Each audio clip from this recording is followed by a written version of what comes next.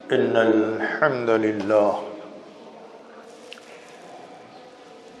نحمده ونستعينه ونستغفره ونؤمن به ونتوكل عليه ونعوذ بالله من شرور أنفسنا ومن سيئات أعمالنا من يهده الله فلا مضل له ومن يضلل فلا هادي له وأشهد أن لا إله إلا الله وحده لا شريك له وأشهد أن محمدا عبده ورسوله أما بعد فإن خير الحديث كتاب الله وخير الهدى هدى محمد صلى الله عليه وسلم وشر الأمور محدثاتها وكل محدثة بدعة وكل بدعة ضلالة وكل ضلالة في النار أما بعد فأعوذ بالله من الشيطان الرجيم بسم الله الرحمن الرحيم وتعاونوا على البر والتقوى ولا تعاونوا على الإثم والعدوان وقال رسول الله صلى الله عليه وسلم أنا آخذ بحججكم عن النار هلموا عن النار هلموا عن النار هلموا عن النار আল্লাহ রব্বুল আলামিনের জন্য সমস্ত হামদ এবং তারিফ,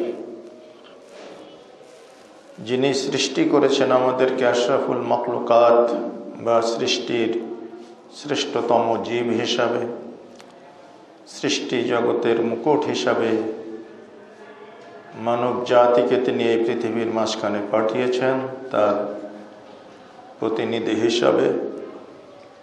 সেই মহান রব্বুল আলামিনের সমস্ত প্রশংসা, যিনি অপার দয়া, অপরিমেয় রহমত এবং অবর্ণনীয় দাক্ষিণ্যতা দিয়ে আমাদের বাঁচিয়ে রেখেছেন, রিজিকের ব্যবস্থা করেছেন, বসবাসের জন্য জমিনকে সমতল করে দিয়েছেন এবং জীবিকার জন্য দিয়েছেন উত্তম ব্যবস্থাপনা।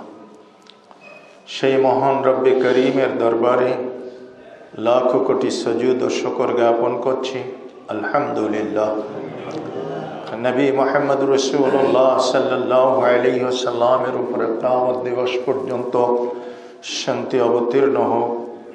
যে রাসূল সাল্লাল্লাহু আলাইহি ওয়াসাল্লাম আল্লাহ প্রদত্ত ওহীর আলোকে জগতের মানুষকে ঈমানের দিকে ডাকলেন, জগতের মানুষের ইহলৌকিক যত সমস্যা আছে সব থেকে মুক্ত করে পারলৌকিক জীবনের এক অনাবিল সফলতা দান করার জন্য তিনি বারংবার ডাক দিয়েছেন, হে লোক সকল, তোমরা আমার কথা শোনো, আমার দিকে ফিরে এসো, আমি তোমাদেরকে কোমরের বেড়ি ধরে টানতেছি জাহান্নাম থেকে, তোমরা বাঁচার চেষ্টা করো, জাহান্নাম থেকে বাঁচো।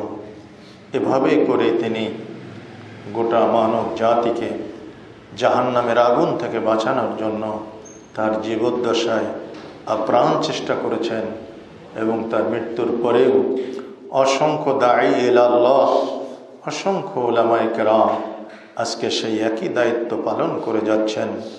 তবে এখানে মনে রাখতে হবে যে হকপন্থী আলেমরাই শুধুমাত্র নবীর ওয়ারিস হিসাবে দায়িত্ব পালন করছে, আর যারা বাতিলের ধাক্কায় দুনিয়াবী স্বার্থের কারণে নিজেদের ঈমানকে বিকিয়ে দিয়েছেন, তারা জাগতিক স্বার্থ হাসিলের জন্য রাসূলের দিনকে বিকৃত করছে।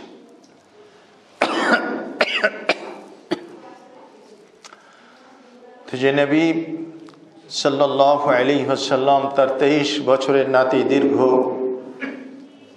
নবুয়তি জীবনে উম্মাকে জাহান্নাম থেকে বাঁচানোর জন্য আমরণ আফরান সংগ্রাম করে গেলেন, সেই সংগ্রামী মানবদর্দী নবী মুহাম্মদ সাল্লাল্লাহু আলাইহি ওয়াসাল্লামের উপরে কিয়ামত দিবস পর্যন্ত শান্তি অবতীর্ণ হোক, আমিন। সম্মানিত মুসাল্লিবৃন্দ, আজকে আপনাদের সামনে খুতবার বিষয়বস্তু হিসাবে যে বিষয়টি আলোচনা করতে চাচ্ছি তা হচ্ছে সৎ কাজে সহযোগিতা আর মন্দ কাজে অসহযোগিতা। সৎ কাজ বলতে আমরা কি বুঝি? এটা একটা আম শব্দ, একটা ব্যাপক অর্থবোধক শব্দ, যেটাকে আরবিতে বলা হয় আমলে সালেহ। আমল মানে কাজ, সালেহ মানে হচ্ছে সৎ। তো সৎ কাজ এর বহু স্তর রয়েছে, এর সবচেয়ে বড় স্তর যেটা, সেটা হচ্ছে আল্লাহ সুবহানাহু ওয়া তাআলাকে স্বীকৃতি দান করা রব হিসাবে, লা ইলাহা ইল্লাল্লাহ। এটা হচ্ছে সমস্ত সৎ কাজের মূল। এটা যদি না থাকে তাহলে কোনো সৎ কাজ আপনার আমল নামায় প্লাস হবে না, অ্যাড হবে না, যোগ হবে না। আপনি অনেকগুলো শূন্য লিখলেন কিন্তু বাম পাশে কোনো সংখ্যা থাকলো না, তাহলে ওই শূন্যগুলা একেবারে কোনো মূল্যায়ন পাবে না, ওর দ্বারা কিছুই বোঝাবে না। 100 শূন্য আছে কিন্তু বাম পাশে কোনো সংখ্যা নাই, এটা কোনো অঙ্ক হিসাবে সাব্যস্ত হবে না।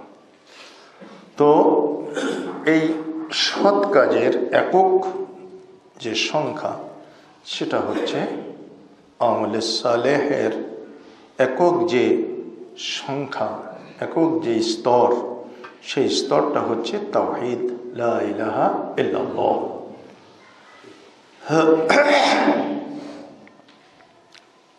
মুসা আলাইহিস সালাতু ওয়াত তাসলিম আল্লাহ সুবহানাহু ওয়া তাআলার কাছে আবেদন করলেন, হে আল্লাহ, আমাকে আপনি একটা এমন বাক্য শিখিয়ে দিন যেটা আনকমন, ইতিপূর্বে কেউ শেখেনি বা পরেও আর কেউ শিখবে না, এরকম একটা বাক্য আমাকে শিখিয়ে দেন। তা আল্লাহ সুবহানাহু ওয়া তাআলা বললেন, এবং তিনি বললেন যে বাক্যটা জপ করলে, যে বাক্যটা আমি যদি অনুশীলন করি তাহলে আমি যেন জান্নাত পাই, আপনার নৈকট্য লাভ করতে পারি, আপনার কাছে খুব মর্যাদার অধিকারী হতে পারি, এরকম একটা বাক্য আমাকে শেখান। আমরা জানি যে মুসা আলাইহিস সালাতু ওয়াস সালাম আল্লাহ সুবহানাহু ওয়া তাআলার সাথে সবচেয়ে অধিক কথোপকথন করেছিলেন, আল্লাহ তাকে সেই সুযোগ দিয়েছিলেন। তো আল্লাহ সুবহানাহু ওয়া তাআলা তাকে বললেন, হে মুসা, তুমি পড়ো লা ইলাহা ইল্লাল্লাহ। তো মুসা আলাইহিস সালাম পড়লেন লা ইলাহা ইল্লাল্লাহ। তো মনটা তো ভালো না, মনটা খারাপ, কারণ লা ইলাহা ইল্লাল্লাহ এটা সব নবীরাই পড়েছেন, এটাই তাওহীদের মূল মন্ত্র। এটা আগে অনুশীলিত হয়েছে আর হয়তো পরে অনুশীলিত হবে।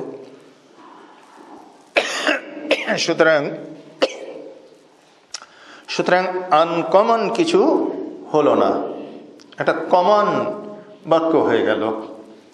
তো মুসা আলাইহিস সালাম বললেন, আল্লাহ, আমি একটা অসাধারণ টাইপের কিছু শিখতে চেয়েছিলাম আপনার কাছ থেকে, কিন্তু আপনি শেখালেন এমন একটা বাক্য যা অতীতেও পঠিত হয়েছে আর ভবিষ্যতেও পঠিত হবে। তো একটু আনকমন টাইপের কিছু হলে আমার প্রত্যাশা সেটাই ছিল।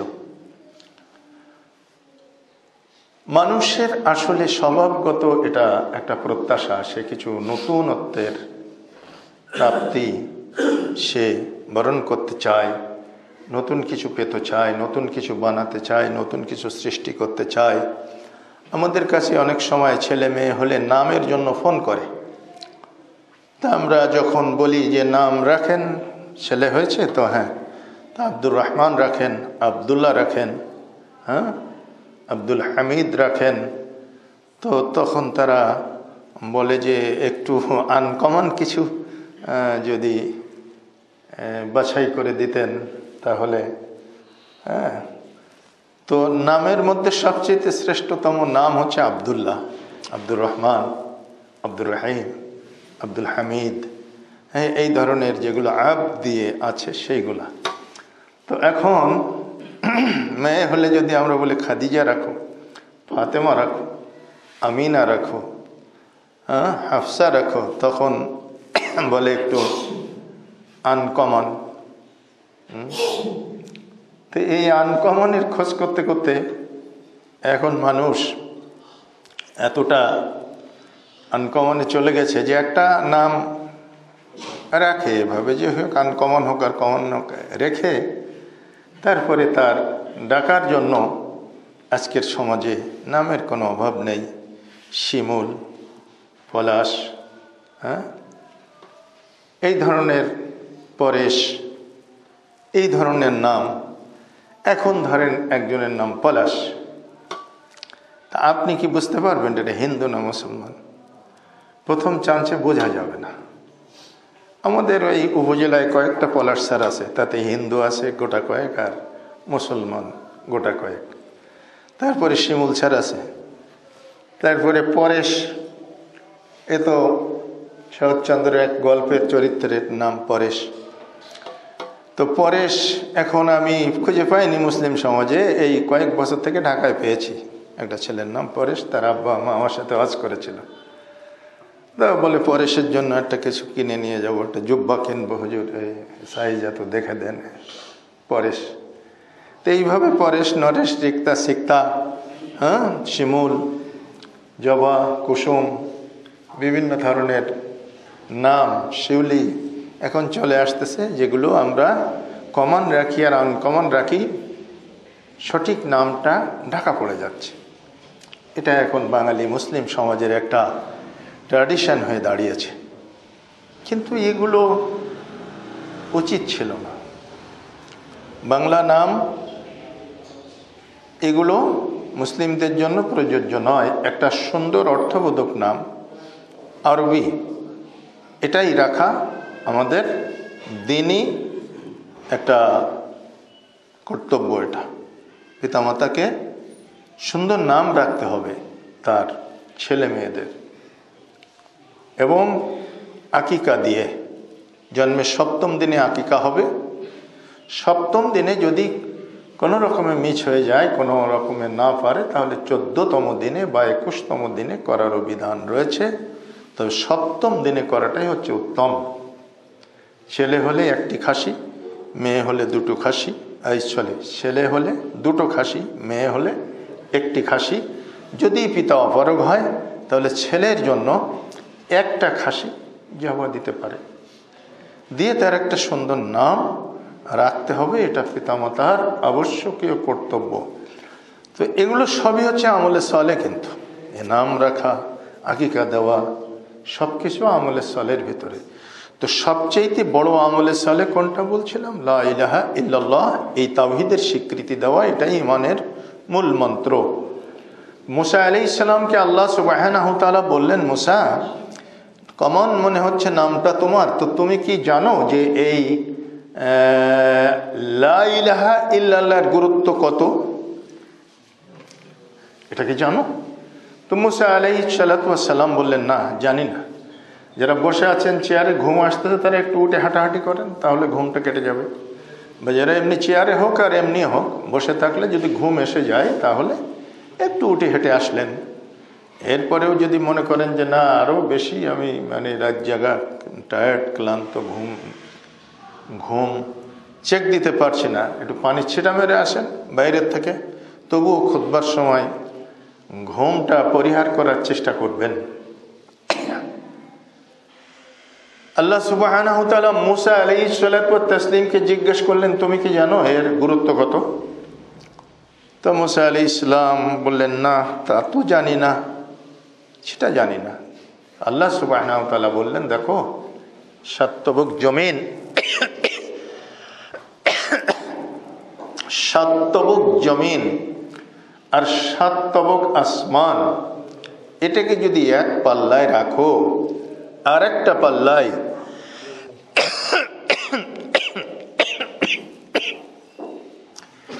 একটা পাল্লায় যদি লা ইলাহা ইল্লাল্লাহ এইটা রাখো, তাহলে লা ইলাহা ইল্লাল্লাহর পাল্লাটা ভারী হবে, সাতবুক জমিন আর আসমানের পাল্লাটা হালকা হবে। তো এই জন্য এটা তোমাকে শিখিয়ে দিয়েছে। তখন মুসা আলাইহিস সালাতু ওয়াত তাসলিম তিনি খুশি হয়ে গেলেন, লা ইলাহা ইল্লাল্লাহ এইটুকু শুধু, মুহাম্মদ রাসূলুল্লাহ কিন্তু না। এর সাথে লা ইলাহা ইল্লাল্লাহটা হচ্ছে তাওহীদের মূল মন্ত্রের অবিচ্ছেদ্য এবং অপরিবর্তনীয় অংশ।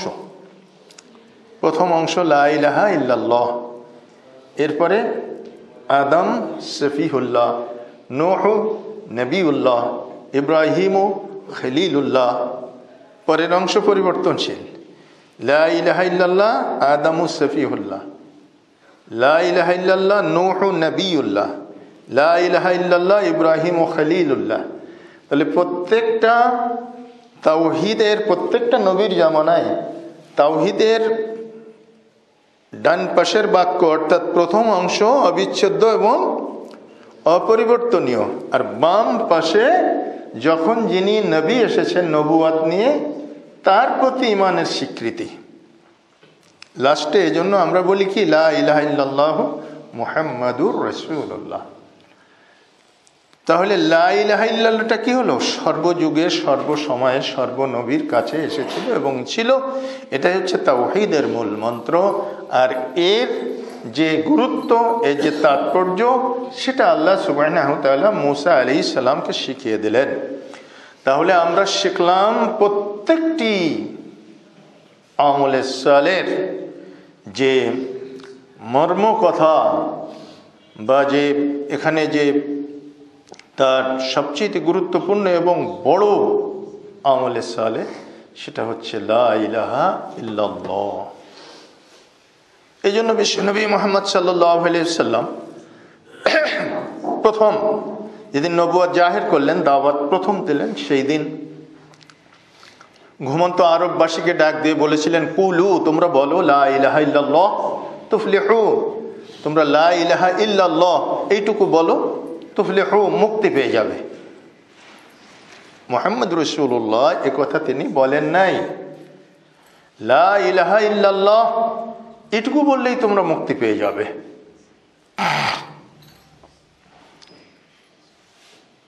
এতেই কুরাইশ গোত্র ক্ষেপে আগুন হয়ে গিয়েছিল। আবু লাহাব বলেছিল, আলিহাদা জামাআতানা, তুমি এই জন্যই আমাদেরকে সমবেত করেছো? তাব্বাল লাকা ইয়া মুহাম্মদ, ধ্বংস হয়ে যায় হে মুহাম্মদ সাল্লাল্লাহু আলাইহি ওয়াসাল্লাম। আল্লাহ সুবহানাহু ওয়া তাআলা এর জবাবে আবু লাহাবের ধ্বংসটা কুরআনুল কারীমে উল্লেখ করেছেন। তাহলে লা ইলাহা ইল্লাল্লাহ হচ্ছে টপ, সবচেয়ে বড় নেক আমল। আর ছোট নেক আমলের কোনো সীমা পরিসীমা নাই, অসংখ্য। এমনকি আল্লাহ রাসূল সাল্লাল্লাহু আলাইহি সাল্লাম বললেন, ইমাতাতুল আদা আনিত তারিক, রাস্তা থেকে একটা কাঁটা সরিয়ে ফেলা। রাস্তায় একটা ইট পড়ে আছে খামাকা, ও কারোর মোটরসাইকেলের নিচে পড়তে পারে, ও কারোর হোঁচট লাগতে পারে, তা আপনি সরিয়ে ড্রেনের যে গাঁথনি আছে ওখানে রেখে দিলেন। এইভাবে করে রাস্তায় কষ্টদায়ক বস্তু যা কিছু থাকতে পারে, কাঁটা সহ অন্যান্য, এগুলোকে সরিয়ে রাস্তাটা ক্লিয়ার করে দেওয়া, এটা হচ্ছে একেবারে নেক আমলের নিম্ন স্তর। আপনার কাছে একটা ফকির, বাজারে গেছেন, আপনি বাজার করছেন, খুব ব্যস্ততম অবস্থা, শুক্রবার আজকে জুমার সালাতে যাবেন, তো একজন এসে বলল যে আল্লাহর রাস্তায় কিছু দেন বাবা। তখন দেওয়ারই সময় নেই, তখন আপনি যদি বলেন দেখ সরে যা, তাহলে কিন্তু এটা আপনি নেকি থেকে বঞ্চিত হলেন। আপনি দিবেন না, ঠিক আছে, বা দেওয়ার আপনার সময় নেই, এখন ভাঙতি করতে হবে, ওর 5টা টাকা 10টা টাকা দিতে গেলে আপনি চলে আসছেন তাড়াতাড়ি। তো আপনি যদি মুচকি হাসি দিয়ে ওকে বলেন যে এখন না বাবা, পরে, তো মুচকি হাসিটাও আপনার পক্ষ থেকে একটা সাদাকা, একটা সাদাকা। মোমেনের মুচকি হাসিটাও একটা সাদাকা, একটা সৎ ব্যবহার, একটা ভালো বাক্য, এটাও আপনার পক্ষ থেকে সাদাকা হবে, এটাও একটা নেক আমল। তো এভাবে নেক আমলের কোনো সীমা পরিসীমা নাই।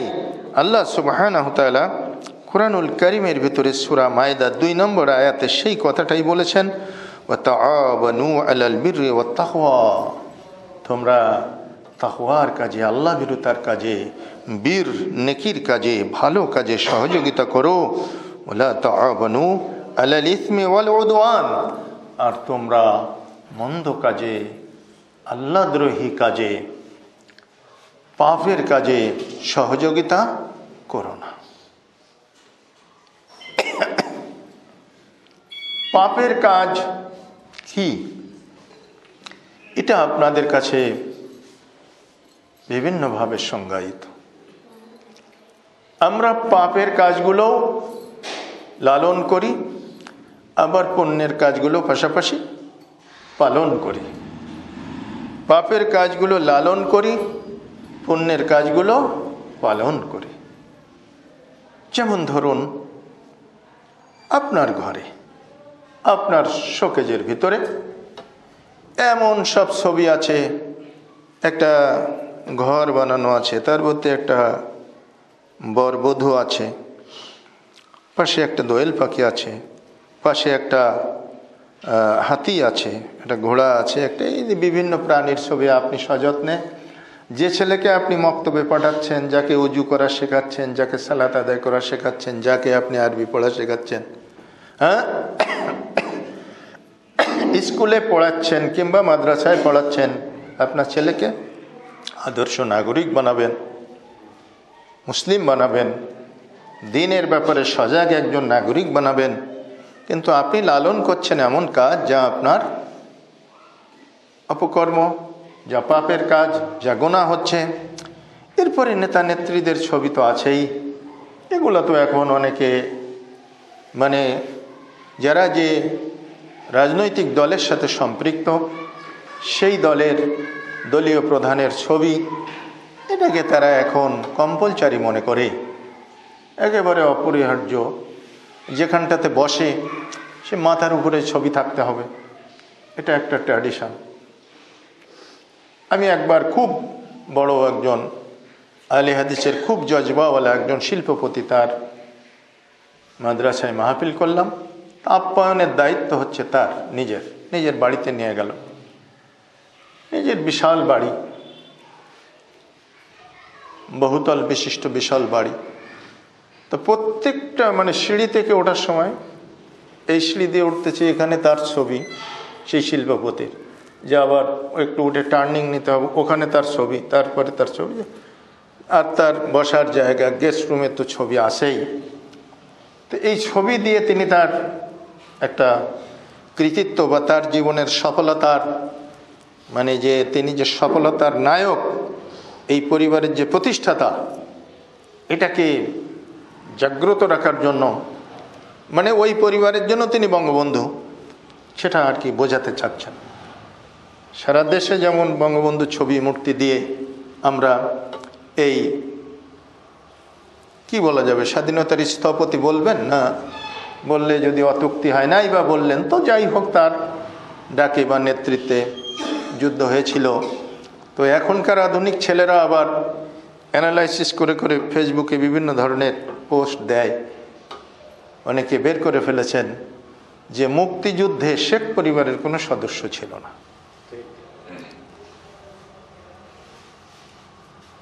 তো আমাদের দেশে দেখা যায় যে সমস্ত হুজুররা মিলাদ পড়েন, বক্সায় দেন, আপনার আমার পিতামাতা, দাদা দাদি, পূর্বপুরুষদেরকে জান্নাতে পৌঁছে দেন, বিভিন্নভাবে ইনিয়ে বিনিয়ে মোনাজাত করেন, খাস মিলাদ দেন। তো 365 দিনে একটা বছর হয়, তো তো আপনি মনে মনে একটু হিসাব করে দেখবেন, আমাদের আশেপাশে যারা আছে ছোটোখাটো মৌলভী সাহেব, তাদের দিয়ে হিসাব করবেন যে সারা বছরই শুধু লোকের বাড়িতে মিলাদ পড়ে, নিজের বাড়িতে একদিনও মিলাদ হয় না। মিলাদ যদি ইসলামী শরিয়ায় অনুমোদিত এমন কোনো বিষয় হতো তাহলে ওই হুজুরের বাড়িতে মাঝে মধ্যে হতো, প্রতিদিনই হওয়া দরকার ছিল। যেমন সালাত, এখন আমি এখানে আজকের খতিব, এই সালাত এখানে পড়িয়ে যাব এটা আমার অব্যাহতি হবে না, আবার আসরের সময় আমার সালাত পড়তে হবে। আমাদের ইমাম সাহেব হাফেজ সুলাইমান, সে এখানে ইমামতি করতেছে আর ইমামতি না করলে সালাত পড়তে হবে না, তা কিন্তু না, এটা কন্টিনিউ করতে হবে প্রত্যেকেরই, কারণ সালাত ফরজ, সালাত ভালো কাজ, সালাত হচ্ছে কি নাজাতের উপায়। তো দেখেন, এটা থেকে কেউ অব্যাহতি পাচ্ছে না, সবাইকে পালন করতে হচ্ছে। তার মধ্যে থেকে আমরা একজনের নেতৃত্বে, একজনের ইমামতিতে সালাত আদায় করতেছি জামাতের সাথে, কিন্তু উনি যদি ইমামতি না করেন তবুও ওনার সালাত আদায় করতে হবে। তা আমাদের যে সমস্ত মৌলভী সাহেবের ওই মিলাদে দাওয়াত হয় না, যেদিন দাওয়াত হয় না সেদিন তো বাড়িতে পড়া দরকার ছিল, তাহলে বাড়িতে একখান মিলাদ হবে, ছেলে মেয়ে বা 2-4 ঘর পাশের লোক নিয়ে নবী সালাম আলাইকা করবেন, তা কিন্তু করে না। একদিনও কোনো হুজুর কেবলার বাড়িতে মিলাদ হতে দেখা যায় না, মিলাদ সব লোকের বাড়ি। তো এখন অধুনা গবেষক আজকের যারা ফেসবুকে বিভিন্ন স্ট্যাটাস দিচ্ছে, তারা বলছে যে মুক্তিযুদ্ধ দেশের জন্য খুব মহৎ কল্যাণকর একটা সংগ্রাম ছিল, কিন্তু এই সংগ্রামে বঙ্গবন্ধুর পরিবারের কেউ শরীক ছিলেন না। তো মিলাদি হুজুরদের মতো হয়ে গেছে খানিকটা। যাই হোক, ওটা আমাদের প্রতিবদ্ধ বিষয় না। প্রতিবদ্ধ বিষয় হচ্ছে যে ইসলামে অবদান থাকতে পারে জাতির জন্য, দেশের জন্য, সামগ্রিক সামাজিক অবকাঠামো উন্নয়নের জন্য, কিন্তু তাকে যে ছবি দিয়ে মূল্যায়ন করতে হবে, বরণ করতে হবে, স্মরণীয় করে রাখতে হবে, এরকম কোনো ব্যবস্থা ইসলামী শরিয়াতে নাই। যদি থাকতো তাহলে বদরের যুদ্ধে যারা শহীদ হয়েছিলেন তাদের ছবি রাসূল সাল্লাল্লাহু আলাইহি সাল্লাম টাঙিয়ে রাখতে বলতেন, তাদের স্ট্যাচু করতে বলতেন, মোরাল বানাতে বলতেন। এমনকি আমাদের নবী মুহাম্মদ সাল্লাল্লাহু আলাইহি সাল্লামের চাইতে উচ্চকিত মকামের কোনো নবীও নাই, কোনো মানুষও নাই। এই উচ্চকিত অবস্থানে থেকে মানুষটা যখন চলে গেলেন, তখন তার ছবি, তার মূর্তি, তার মোরাল আমরা কত সযত্নে সংরক্ষণ করতে পারতাম, সাহাবায়ে কেরাম কত সযত্নে সংরক্ষণ করতে পারতেন, তা কিন্তু করেননি এবং তা করার বিধান নাই। এমনকি এই যে অমুসলিমরা একটা সিনেমা বানায়ছে, তার নাম হচ্ছে দি মেসেজ। এই হলিউড মনে হয় আমেরিকার যারা অভিনয় শিল্পী, তাদের এই শিল্প সংস্থার নাম, সেখান থেকে এই ছবিটা হয়েছে। তো তারাও দেখেন কত ভদ্র এবং ইসলামের মৌলিক বিষয়ের প্রতি কত শ্রদ্ধাশীল। তারা কিন্তু নবী মুহাম্মদ সাল্লাল্লাহু আলাইহি সাল্লামের চরিত্র এনেছেন, কিন্তু সেখানে ডিরেক্ট কারোর অবয়ব দিয়ে বা ফিজিক্যালি কাউকে সেখানে অভিনয় করিয়েছেন এরকম না, ইনডিরেক্টলি রাসূলকে সম্বোধন করে কেউ কথা বলছে, অন্যদের এনেছেন, ফিজিক্যাল অভিনেতা এনে অভিনয় করিয়েছেন সেই চরিত্রে, কিন্তু রাসূল সাল্লাল্লাহু আলাইহি সাল্লামের চরিত্রে কাউকে ডাইরেক্ট অভিনয় করে ফিজিক্যালি অংশগ্রহণ করতে তারা এ থেকে বিরত থেকেছে। তাহলে রাসূল সাল্লাল্লাহু আলাইহি সাল্লামের ছবি যেখানে সর্বমহলে, সর্বযুগে, সর্বকালে শ্রদ্ধার বিষয়, শ্রদ্ধার পাত্র, সেই ছবিটা, সেই মোরাল, এটাকে অ্যাভয়েড করা হলো কি জন্য? এটা শরিয়াত সিদ্ধ নয়। তাহলে আমাদের অন্যান্য নেতাদের ছবি মূর্তি বা তাদের মোরাল আমাদের কাছে কেন বরণীয় হবে, কেন স্মরণীয় হবে? হতে পারে আমি সেই রাজনৈতিক মতাদর্শে বিশ্বাসী, তাই বলে এই ছবি মূর্তি ধারণ করা, বাসায় রাখা, অফিসে রাখা, এগুলো ইসলামী শরিয়া সম্মত বিষয় নয়। অনুরূপভাবে আপনার শোকেজের ভিতরে কোনো প্রাণীর ছবি স্থান পাবে, এটাও শরিয়া অনুমোদন করে না। তো আমি বলছিলাম যে দেখেন, আমরা তাহলে ভালো কাজ পালন করি, আর অভালো কাজ যেগুলো, মন্দ কাজ, যেটা থেকে আল্লাহ সুবহানাহু ওয়া তাআলা আমাদের সহযোগিতা করতে নিষেধ করলেন, সেইগুলো আবার লালন করতেছি। আপনি আপনার খবরটা ভালো করেই জানেন। আমরা যদি সকলের বাসার বিষয়টা এখন মনে মনে একটু মনের দর্পণে যদি আমরা একটু অবলোকন করি, তাহলে কিন্তু সবাই দেখতে পাচ্ছি কার বাড়িতে কি আছে, কোথায় কি আছে। এই খাটের উপরে দেওয়ালে টাঙানো আছে, কি ব্যাপার? মেয়ে জামাই। এই যে বেরোর সময় দরজার উপরে আছে বিশাল সৌম্য শান্ত কান্তি মূর্তি বিশিষ্ট ছবি, বিশাল টুপি জুব্বা। কার ছবি? আব্বার ছবি, আলহাজ অমুক। আমার প্র্যাকটিক্যাল যেগুলো আমি সেগুলোই বলার চেষ্টা করছি। না, এখন এই অ্যালবামের ছবি যদি আপনি নিহায়াত নাতি নাতকুড়ি বাইরে আছে, জামাই পান বাইরে আছে, অ্যালবামে ছবি, আর আজকাল তো ছবি তোলা খুব সহজ, মোবাইলের ভিতরে আছে, আপনি প্রয়োজনে একটু দেখতে পারেন, ওটা ওইভাবেই থাকবে। দৃশ্যমান অবস্থায় এভাবে টাঙিয়ে আনাটা, রাখাটা ছবিকে সম্মান প্রদর্শন করে। আবার অনেকে আছে বাপ মরে গেছে বা ছেলে মরে গেছে বা জামাই বা অনুরূপ কেউ, তো ওই ছবিটা রেখেছে, আবার বকুল ফুলের শুষ্ক মালা দেখা যাচ্ছে তার উপর টাঙানো। বকুলের মালা অনেক দিন থাকে শুকাই গেলে, ওইটা টাঙানো আছে, পেঁচানো আছে। হ্যাঁ, তো আপনি তাহলে হিন্দুদের ওই গয়া কাশির যে মালা আছে গলার পরে রাখে ওরা বামুনরা, ওটাও একটা পরেন আপনার গলায়, তাহলে লোকেরা আপনাকে দ্বিবিধ সম্মান আপনি পাবেন। মুসলমান যারা আপনারা চেনে তারা তো আপনাকে সম্মান করবে, হিন্দুরাও মনে করবে যে আমাদের লোক, হ্যাঁ, তো তারাও আপনাকে সম্মান করবে। জাতি ধর্ম নির্বিশেষে সম্মান করিয়ে নিয়ে যান। এই যে কালচারগত দিকটা আমরা রেকটিফাইড করতে পারছি না, হচ্ছে না। আমি খুব বড় মাপের একজন মুসল্লি, বড় মাপের ইসলামী সংগঠন নেতা, দেখতে পাচ্ছি আমার মেয়ের বিয়ে। তো এই বিয়েতে কি হচ্ছে? আরে সুবহানাল্লাহ, একেবারে সব শেষ। হ্যাঁ, এমনকি মেয়েটাকে সাজানো হয়েছে আজকে একেবারে, কেউ পার্লার থেকে সাজায় আনে, কেউ ঘরোয়াভাবে সাজায় পার্লারের মতো করে। আজকে তার সর্বোচ্চ সাজগোজ করার অনুমতি আছে, ইসলাম অনুমোদন করেছে। কিন্তু সেটা খস করে একটা ছবি তুলে ওই কি বলে, ওতে ছেড়ে দিলে কি করলে ভাইরাল হয় তাই করে দিচ্ছেন, দুনিয়ার মানুষ দেখছে আপনার মেয়ের ছবি। হ্যাঁ, একেবারে ফুটফুটে পরীর মতো সেজে আছে, এইখানে গলা টলা সব দেখা যাচ্ছে, গাঢ় পিঠ মিট সব দেখা যাচ্ছে। মেয়ে মহলে মেয়েরা ওখানে সাজাচ্ছে, ওখানে তো আর তাকে অত পর্দার ভিতরে রাখিনি, কিন্তু ছবি আপনি নিয়েছেন, নিয়ে এবার সারা জগতে ছড়াই দিলেন। কি হয়ে গেল? কাজটা কি হয়ে গেল? আবার দেখা যাচ্ছে যে অনুষ্ঠান, তো এই অনুষ্ঠান আপনি কমিউনিটি সেন্টারে করেন বা বাসায় করেন, যেখানে করেন, তো এই যে বর কনেকে একসাথে বসিয়ে দেওয়া হলো এমন জায়গায় সাজিয়ে গুজিয়ে, একেবারে পাবলিক এসে দেখতেছে, আর এখন ছবি এবার পাবলিকে নিচ্ছে।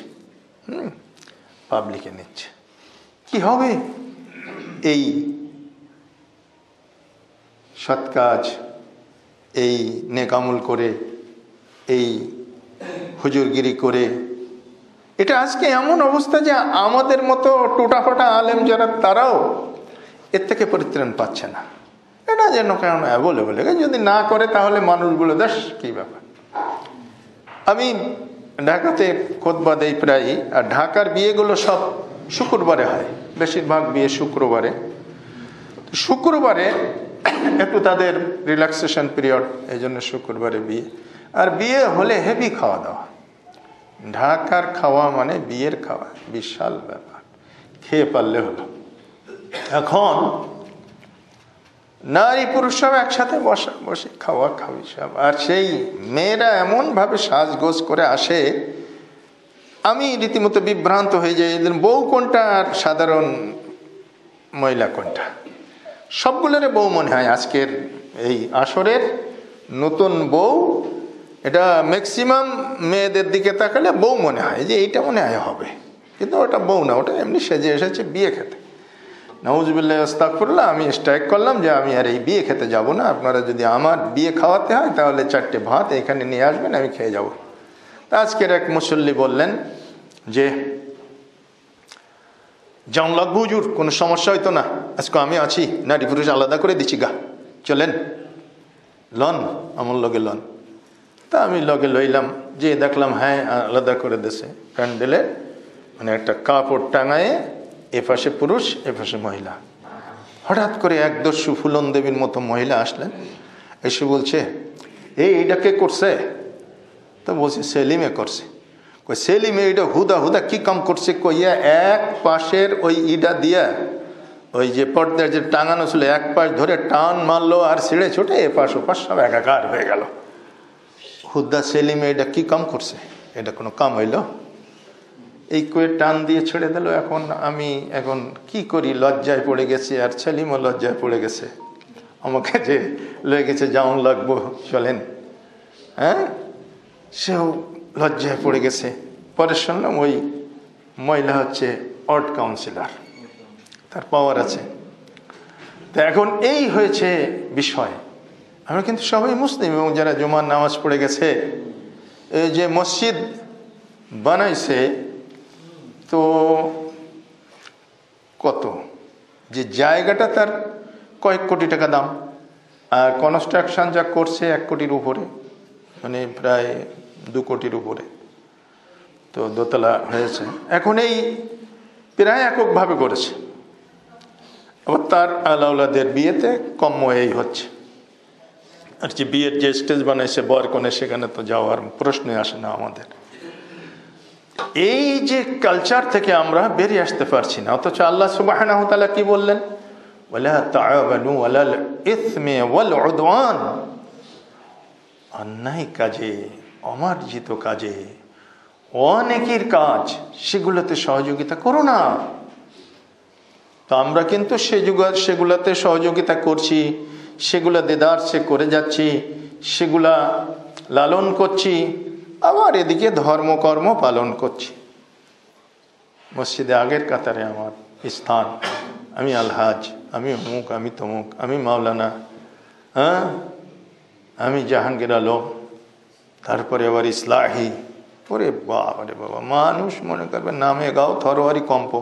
তো আমার ভিতরে যদি ফাঁকা থাকে, আমার পারিবারিক ঐতিহ্য যদি ইসলাম বিরোধী হয়, আমার পারিবারিক ঐতিহ্য আভিজাত্য এগুলো যদি ইসলামের পরিপন্থী হয়, তাহলে কোনো কাজে লাগবে না। সব কিছু ওই যে বাম পাশে সংখ্যাবিহীন শূন্যের মতো মনে হবে, বাম পাশে অঙ্কবিহীন শূন্যের মতো মনে হবে। সব আমলগুলো স্তরে স্তরে সাজানো আছে, কিন্তু বাম পাশে অঙ্ক না থাকাতে ওটা কাউন্টেবল একটা সংখ্যায় পরিণত হলো না। সম্মানিত সুধী মণ্ডলী, সম্মানিত মুসাল্লিবৃন্দ, তো ইসলাম এই ব্যাপারে আমাদের সজাগ করেছে।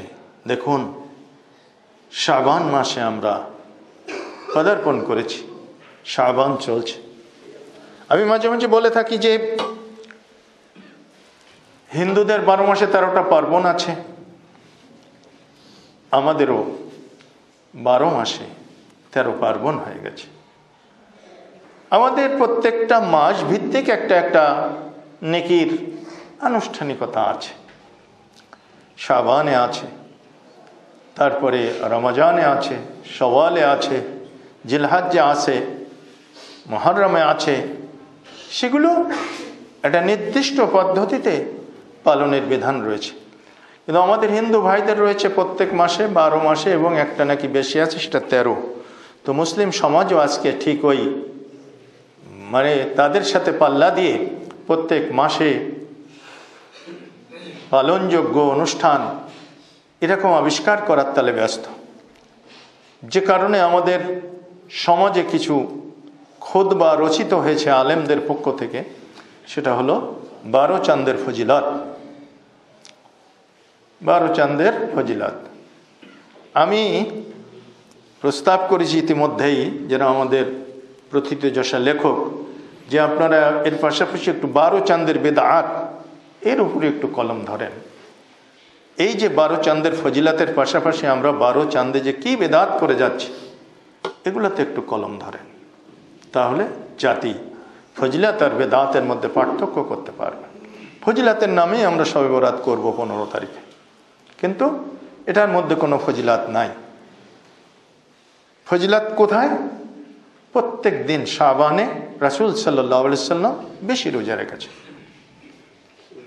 আবু সালামা রাদিয়াল্লাহু তাআলা আনহু বলেন, মা রাআইতু রাসূলুল্লাহ সাল্লাল্লাহু আলাইহি ওয়াসাল্লাম ইয়াসুমু ফি শাহরাইন মুতাতাবিআইন ইল্লা শাবান ওয়া রমাদান। আমি রাসূল সাল্লাল্লাহু আলাইহি ওয়াসাল্লামকে একাধারে 2 মাস সিয়াম পালন করতে দেখিনি, সিয়ামের মাস রমজান এবং শাবান ছাড়া।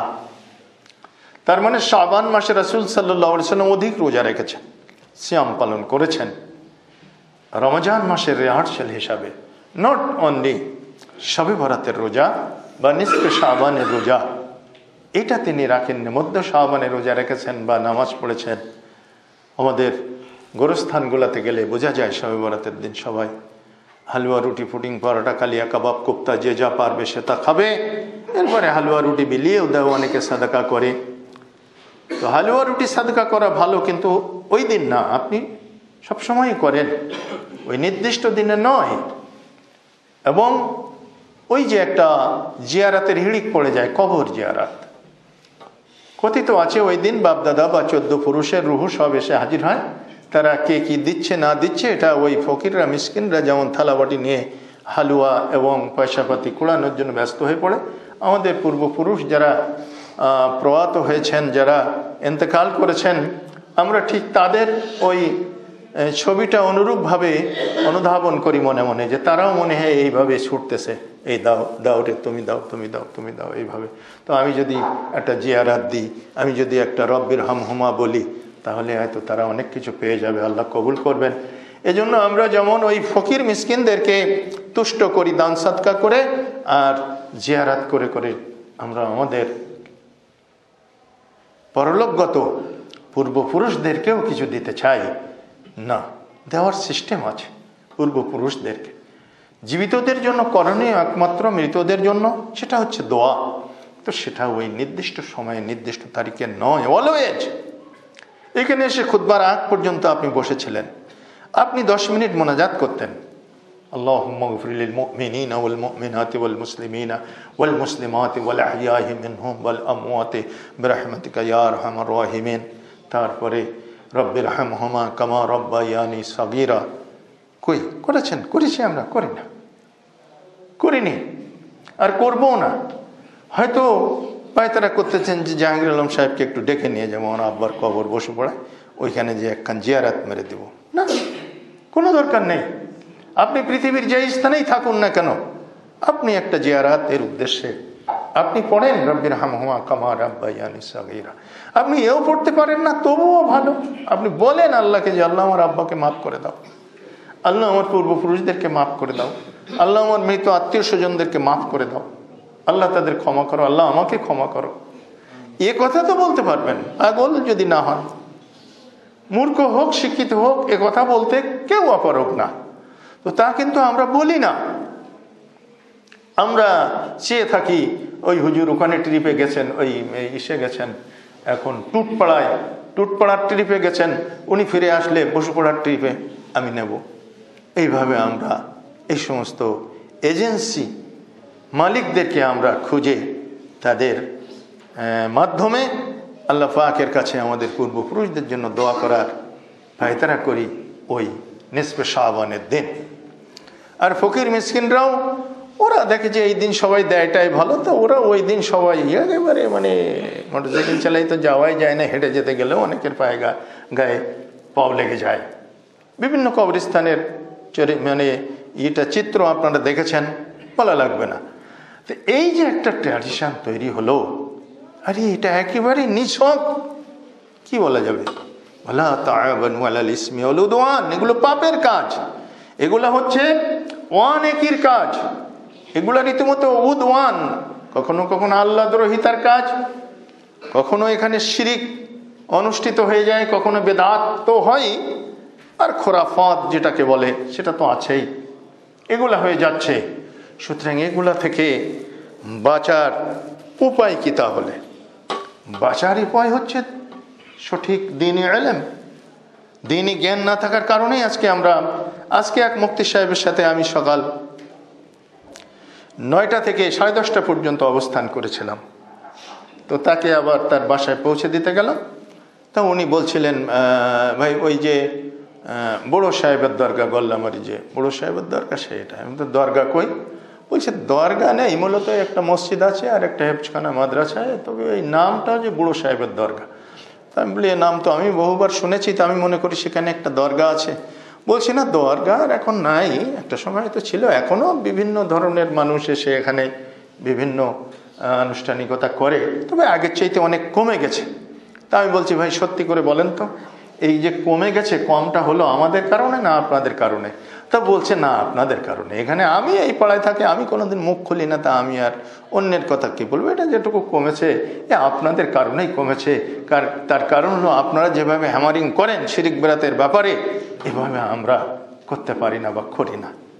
আমি বললাম, জাযাকাল্লাহু খায়র, যাক আপনি সত্যটা স্বীকার করলেন, এজন্য আপনাকে ধন্যবাদ। তো দেখেন, এখন সমাজের এই জন্য বলছিলাম যে যারা হকপন্থী আলেম তারাই হচ্ছে রাসূলের ওয়ারিস। নবী আজকে আর আসবে না। রাসূল বলে গেছেন কি, ইন্নাল উলামা ওয়ারাসাতুল আম্বিয়া, আলেমরাই হচ্ছেন নবীদের ওয়ারিস। সব আলেম কি আসলে ওয়ারিস হতে পেরেছে? না, ওয়ারিস তারাই হয়েছে যারা রাসূলের রেখে যাওয়া হক অবিকৃত অবস্থায়, অপরিবর্তিত অবস্থায় পালন করেছে যেটুকু পেরেছে, আর অন্যকে পালন করার দাওয়াত দিয়েছে। এটাই হচ্ছে হকপন্থী এবং প্রকৃত আলেম।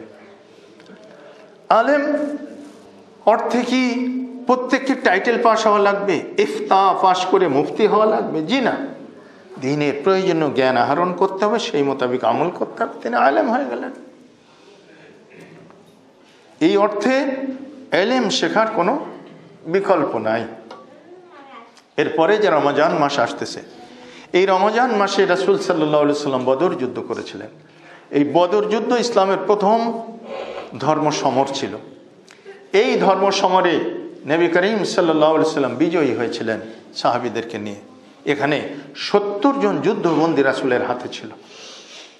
সাহাবীদের সঙ্গে পরামর্শ করেছিলেন এদের ব্যাপারে কি সিদ্ধান্ত নেওয়া যায়। সাহাবীরা সকলেই বলেছিলেন, হত্যা করুন, ওদেরকে হত্যা করতে হবে, কারণ ওরা যদি চান্স পেত আপনাকেও ছাড়তো না। ওরা যদি চান্স পেত, ওরা যদি জয়ী হতো, আমাদের সবাইকে কচুকাটা করে দিত, আমরা কেন ছাড় দেব, মারেন। আল্লাহ রাসূল সাল্লাল্লাহু আলাইহি সাল্লাম বললেন, না, আমি ওদেরকে মারতে চাই না, আমি ওদের মুক্তিপণ নিয়ে ছেড়ে দিতে চাই। মুক্তিপণ তো মানে নির্দিষ্ট অর্থের বিনিময়ে মুক্ত করে দেওয়া, এর নাম মুক্তিপণ। তো মুক্তিপণ আদায় করলো, আল্লাহ রাসূল ছেড়ে দিলেন সবাইকে। এতে করে আরব সমাজে মহানুভবতা, রাসূল সাল্লাল্লাহু আলাইহি সাল্লামের মহানুভবতা, আল্লাহ সুবহানাহু তাআলার দয়া, এটার একটা প্রতিফলন ঘটলো। কাফেররাও তারা প্রশ্নবিদ্ধ হলো যে কি ব্যাপার, এত মহানুভব এই মানুষটা, এত দয়ালু, রাহমাতুল লিল আলামিন যার লকব, তিনি কি দয়ালু না হয়ে পারেন? তো এখন কিছু সাহাবী যেতে পারছে না, কাঁদতেছে, কেউ আসে না মুক্তিপণ নিয়ে। নবীজি বললেন, তোমরা কাঁদছো কেন? তারা বলল, হে রাসূল, আমাদের মুক্তিপণ আদায় করার মতো কেউ নাই, কোনো সামর্থ্য নাই, আত্মীয় নেই, স্বজন নেই, আমরা নিঃস্ব অসহায়। তাহলে তোমাদের মুক্ত করতে আমি কি করতে পারি? কিছু তো লাগবে। আচ্ছা ঠিক আছে, তুমি কি লেখাপড়া জানো? বলছে হ্যাঁ আমি লেখাপড়া জানি। কত দূর জানো? এই পর্যন্ত জানি। আমাদের যেরকম সবাই সমান স্তরের শিক্ষিত না, কেউ ইউপি পাস মানে 5 পাস, কেউ 8ম শ্রেণী পাস, কেউ ম্যাট্রিক পাস, কেউ বিএ পাস, ইত্যাদি ইত্যাদি। তাদেরও ওই রকম ছিল, বিভিন্ন স্তরে কিছু লেখাপড়া তাদের জানা ছিল। রাসূল সাল্লাল্লাহু আলাইহি সাল্লাম কোটা নির্ধারণ করে দিলেন, তুমি এতজনকে তুমি যেটুকু জানো শিখিয়ে দাও, তুমি এতজনকে শেখাও, তুমি 20 জন, তুমি 15, তুমি 10, তুমি 20, তুমি 50, এইভাবে সক্ষমতার বিচারে আল্লাহ রাসূল সাল্লাল্লাহু আলাইহি সাল্লাম কোটা নির্ধারণ করলেন। তারা সেই কোটা ভিত্তিক প্রশিক্ষণ দিয়ে দিল। কিছু নিরক্ষর মানুষকে আল্লাহর নবী সাক্ষরতা দান করলেন, তাদেরকে অক্ষর জ্ঞান দিলেন, তারা লেখাপড়া শিখল কিছু। আল্লাহ রাসূল সাল্লাল্লাহু আলাইহি সাল্লাম এর বিনিময়ে তাদেরকে মুক্ত করে দিলেন পড়ালেখা শেখানোর বিনিময়ে। তাহলে এই রাসূলের এই চরিত্র থেকে যেটা প্রতিফলিত হয় সেটা হচ্ছে লেখাপড়া। জাতিকে যদি পাপ মুক্ত পরিবেশে ফিরে আসতে হয়, রেকটিফাইড হতে হয়, ইলম ছাড়া হবে না, জ্ঞান আহরণ ছাড়া হবে না। এই জন্য ইসলামের নবী বললেন খায়রুকুম মান তাআল্লামাল কুরআনা ওয়া আল্লামাহ, তোমাদের ভিতরে সেই ব্যক্তি সবচেয়ে উত্তম যে নিজে কোরআন পঠন জানে এবং অন্যকে পড়াতে পারে, অন্যকে শিক্ষা দিতে পারে। এরকম ব্যক্তি উত্তম। সেই বিচারে আমরা মোহাম্মদিয়া মসজিদ কমপ্লেক্সকে শুধুমাত্র ইবাদতগাহ, সপ্তাহান্তে একবার আসবেন, জুমা হবে, আমাদের বিভিন্ন খতিব আমরা চেষ্টা করি মোটামুটি যারা প্রাজ্ঞ খতিব তাদেরকে দিয়ে খুতবা প্রদান করা, সালাত আদায় করানো। আপনারা আসলেন, খুব বললেন, খুব সুন্দর খুতবা হয়েছে আজকে, আর চলে গেলেন। শুধু এর ভিতরেই আমরা সীমাবদ্ধ রাখতে চাচ্ছি না।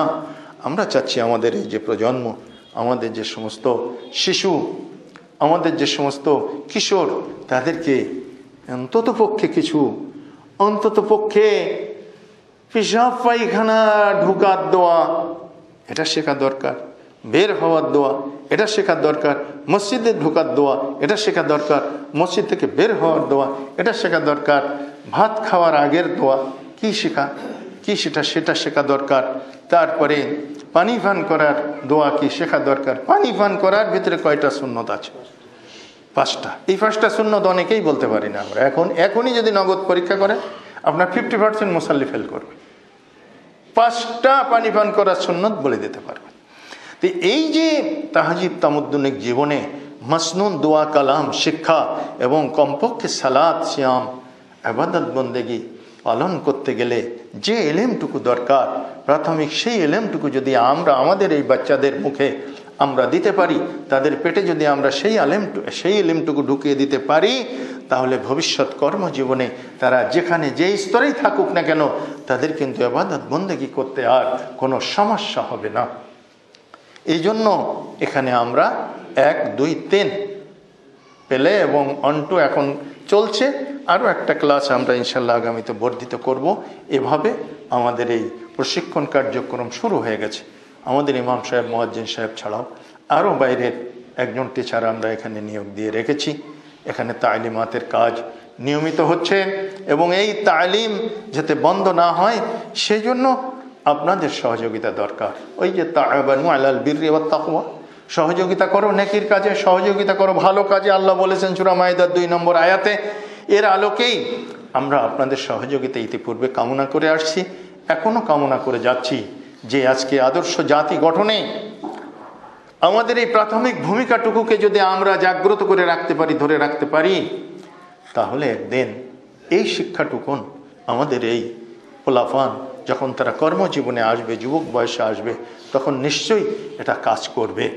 তো এই সহযোগিতার হাত আপনারা অনেকে বাড়িয়েছেন, অনেকেই মাসিক নিয়মিত সদস্য হয়েছেন, চাঁদা দিচ্ছেন, অনেকে এককালীন দিচ্ছেন, অনেকে যখন মনে করে দিচ্ছে তখন দিচ্ছেন, এভাবে করে দিচ্ছেন। আলহামদুলিল্লাহ, জাযাকুমুল্লাহু খায়র।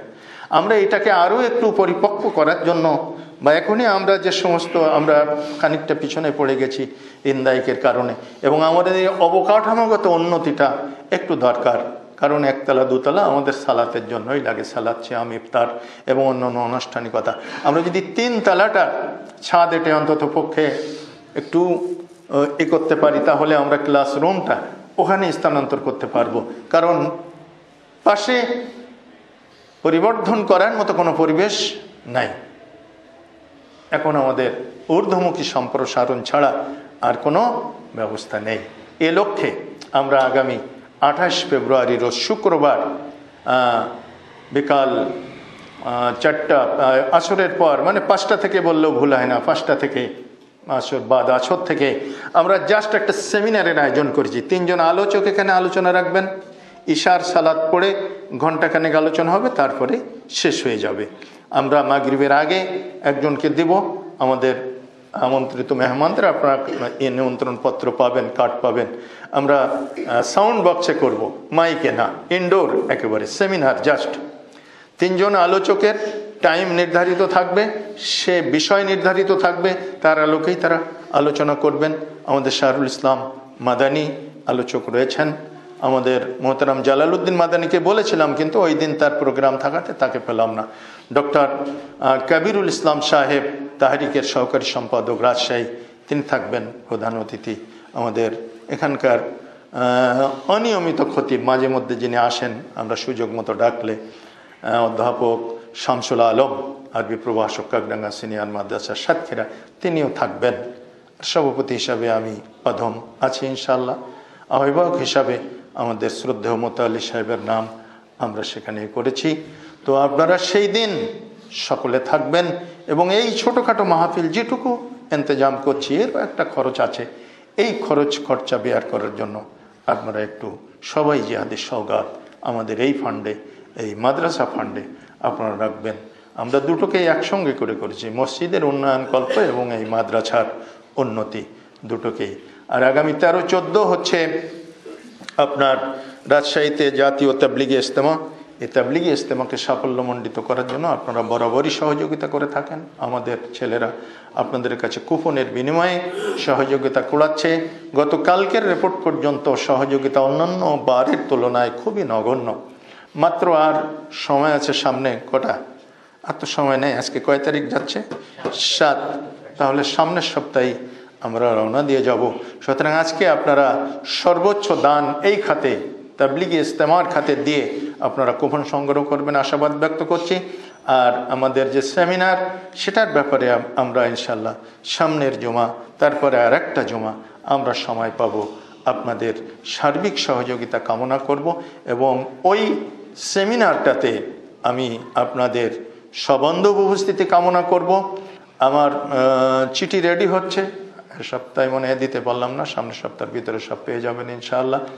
আপনাদের পার্মানেন্ট কিছু সদস্য যারা সক্ষমতার ভিত্তিতে মাসিক একটা ইয়ানাত এখানে দিয়ে এই প্রতিষ্ঠানকে, মোহাম্মদিয়া মসজিদ কমপ্লেক্স, মোহাম্মদিয়া মডেল মাদ্রাসাকে শনৈ উন্নতির একটা ধাপে এগিয়ে নেওয়া যায়, সে ব্যাপারে আপনারা সকলে আন্তরিক হবেন, এই আশাবাদ ব্যক্ত করে আজকের খুতবা এখানেই পরিসমাপ্ত করলাম। أقول قولي هذا أستغفر الله لي ولكم ولسائر المسلمين।